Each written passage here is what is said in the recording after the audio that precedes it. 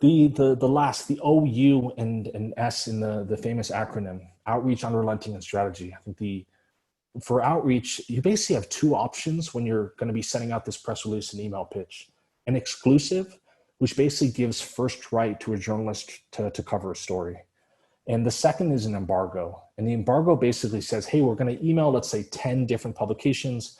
We ask that you not publish an article before, let's say, 1 p.m. on Wednesday, as an example. And the reality is every single day you experience embargoes. Because sometimes you might notice like a big company like Apple might make an announcement, and suddenly at 2 o'clock, every single company right after the announcement, they publish an article. And you might think like, how is it possible that they all publish it kind of at the same time and in such a short period after the announcement? And it's because they were given that information ahead of time, but they agreed to the embargo not to publish it until that specific time. And a lot of founders say, hey, exclusive or embargo, it's really risk reward.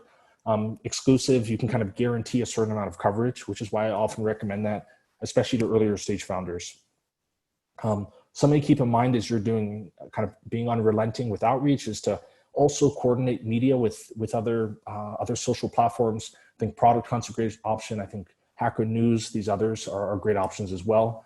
There are kind of pros and cons to using a newswire. I'm happy to go more into that in the QA. And the strategy is really you can actually, as a founder, look ahead the next 3 to 4 or 5 months and say, hey, we do have these great announcements that we can make into the media. I think one of the mistakes I see a lot of companies make is, maybe in 2017 they make an announcement and they wait 2 years later for their next one. When they're actually, you as founders building these companies constantly have great things that you could present to the media.